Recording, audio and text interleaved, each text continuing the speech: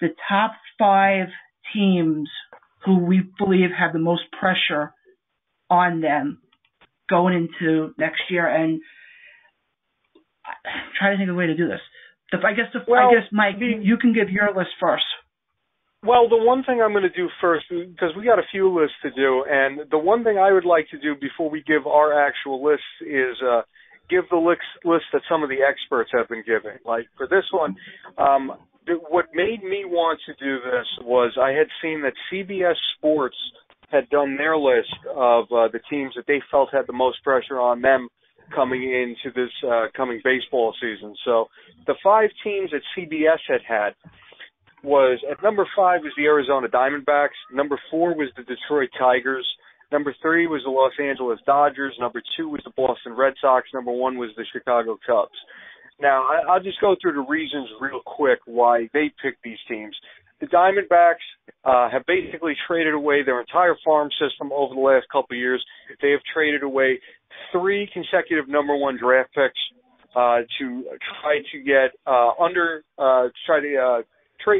They first did it to try to get clear away some salary space, and this past year they traded away Dansby Swanson, who was their number 1 draft pick in this past season, to acquire Shelby Miller from the Atlanta Braves, and they also forfeited their number 1 draft pick in this coming year's draft to sign Zach Greinke to the $200 million contract that they did. So they are under pressure to win this season because they made the big moves and to maximize their winning window during the career of Paul Goldschmidt. The Detroit Tigers came in as number 4 because, once again, their owner had a very big expenditure offseason, bringing in guys like Jordan Zimmerman and Justin Upton to contracts exceeding $100 million. They still have Miguel Cabrera and Justin Verlander, who they are paying an enormous amount of money to. So that's why they picked them at number 4. The Dodgers are under pressure because they fired Don Mattingly after 3 consecutive National League West championships and replaced him with Dave Roberts, another first-time head coach. And they lost Zach Greinke, but they still have a gigantic payroll, so they're under pressure to win now as well. Boston Red Sox are under Dave Dombrowski for his first full season as team president, and they, of course, went out and signed David Price to the $217 million contract, and they traded 4 prospects for Craig Kimbrell. And, of course, the Cubs are under the most pressure, and I also put them as my number 1 team under the most pressure because you have this young core and because they went out and spent so much money to sign Jason Hayward and Ben Zobrist, and they added John Lackey for the rotation. I still put them as number 1 with the most pressure, and to me, they're under pressure because they signed all those players, but in my way of thinking, they're under pressure because they spent all that money and didn't wind up addressing the main thing they needed to address, was to add another frontline starter to that starting rotation. John Lackey is not a frontline starting pitcher. You have Jake Arrieta and John Lester. Arrieta's coming off the best season of his career. He's coming off an historic season. And you don't know at age 30 if he's going to give you anywhere close to that again. John Lester is coming into his second year of the giant contract he signed before last season. And he didn't look like the ace you saw when he was in Boston last season. So I just feel if both these guys regressed, they needed another frontline pitcher to kind of offset that.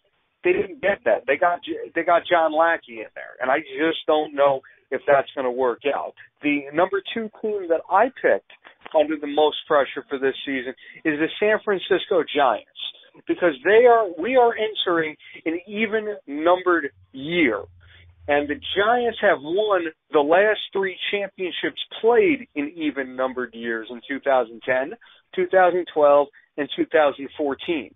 And this year, they prepared for that even-numbered year by going out and signing Jeff Samardzija and Johnny Cueto to big-dollar contracts to fill voids in their starting rotation. And then they signed Daynard Span to a 3-year contract to play center field. So I feel like the pressure is on them, and the pressure is also on their young infield of Brandon Belt, Joe Panik, Brandon Crawford and Matt Duffy to stay healthy for the whole season, because Paddock missed half the season last year with an assortment of injuries, and Brandon Belt seems to always get hurt at least once a season. So that's why they're my number 2 team. I also said the Dodgers at number 3. I moved the Red Sox down to number 4 because while they are under pressure to get better than they did last year, and you're always under pressure when you sign a guy like David Price, the $217 million for 7 years. I just don't think they're under as much pressure as teams like the Dodgers or Giants are to improve and go farther than they did last season. And the Diamondbacks, I also kept at number 5, like the CBS list. All right, I had a couple of them I agree with, but I think a couple of them I also want to put in there. And one of them you actually may be surprised on who I pick, because I'm going to go from 5 to 1. And number 5 for me is actually the Washington Nationals, and here's why. This is a team that last year was expected to do like amazing things this year. They were expected to run away with the division. Obviously, we all know what ended up happening. My thing is with them, I think they have a lot of pressure because of the fact that this is a team that has not done anything as of late. They keep promising the earth, moon, and the stars, but they don't take on that role, so to speak. Like, they get into the playoffs, and all of a sudden it's like, okay, well, we're in the playoffs. We don't care anymore. So I would put them as number 5. Number 4 for me would be the Cubs, and here's why. The Cubs, for so many years, have always been this team that it's like, okay, well, they have this curse. They're not going to do well. Look what they did last year. They got into the LCS against the New York Mets. Again, we all know what happened with that.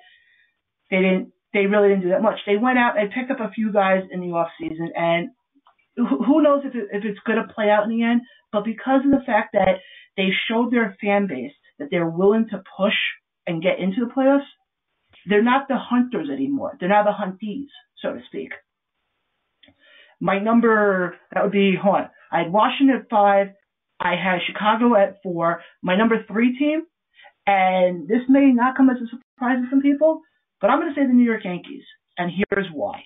This is a team that, again, same thing, similar to a couple of the other teams that are in the league. The Yankees are getting pretty old right now. They have a lot of guys on that team are old right now, and this is a team that, if you look at the AL East right now, it's a crapshoot of who's going to win that. Boston may win it, Toronto may win it, Tampa Bay may win it, any of those teams may win it. But if you're the Yankees, you're the team that's always expected to do well every single year.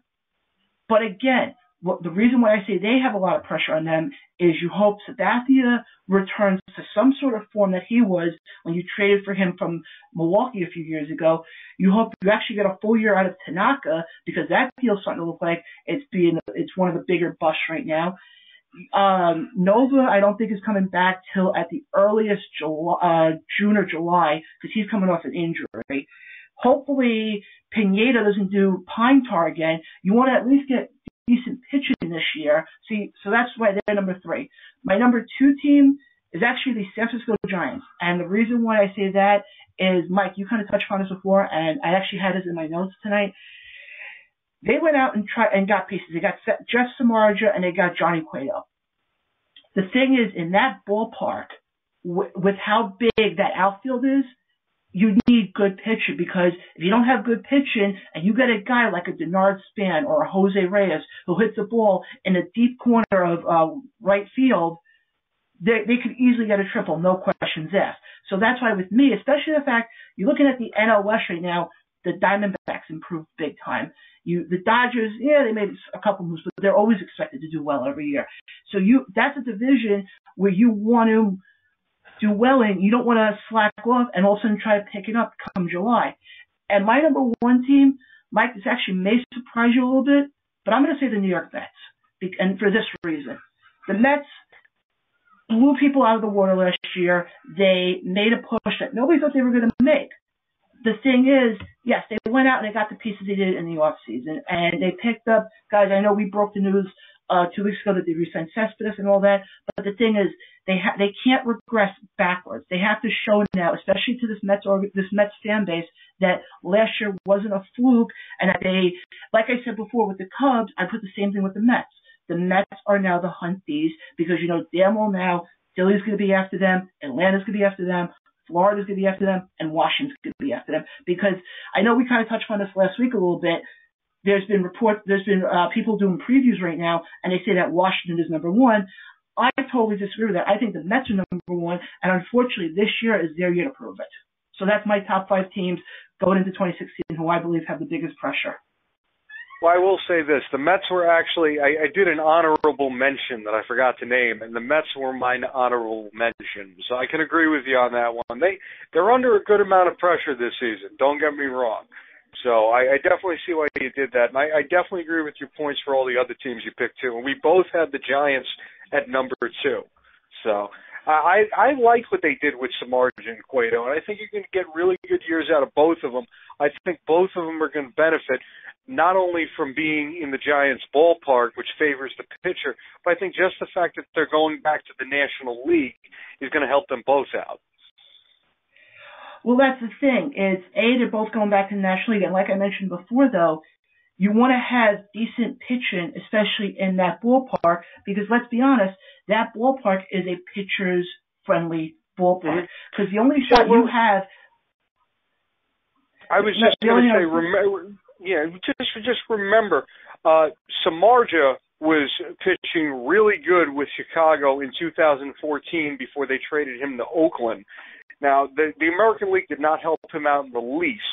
So I think Samardzija is going to be good there. Cueto was one of the top pitchers in the National League his entire time with Cincinnati. So I think he got the good pitchers there. And I apologize for interrupting.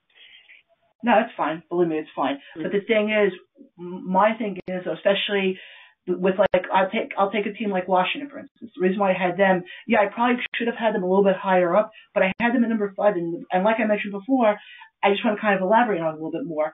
I had them at number 5, not so much, so to speak, on who they picked up, because I think the biggest one they picked up this offseason was Daniel Murphy. But the thing is, they lost a lot of key pieces as far as they lost Jordan Zimmerman, they lost Denard Span. My thinking behind it is your team has always had that chip on the shoulder that, well, we're always going to be the team to beat in the NL East. And unfortunately, they got too full of themselves last year.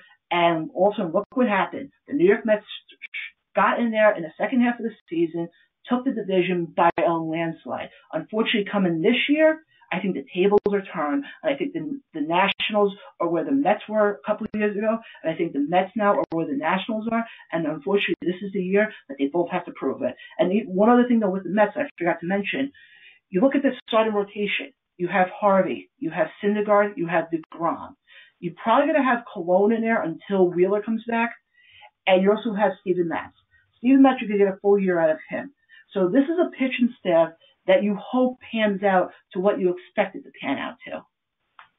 Well, the one thing I will say is, and I think you're right on both accounts, I think the one thing you didn't mention is that the Nationals' window to compete is closing when you consider the fact that Steven Strasburg, is going to be a free agent after the season. So there's absolutely pressure to win while you still have him. As for the Mets, like you said, Harvey, DeGrom, Syndergaard, Matz, Cologne until Wheeler comes back. The one thing is that last year, these guys were basically just prospects. It was merely the thought that they could dominate the league. Now, the secret is out. Everybody knows what these guys can do. So now the pressure is on them to compete while they're not going to surprise anybody now. Everybody is expecting them to be among the top pitchers in the league. Will they live up to that is the big question.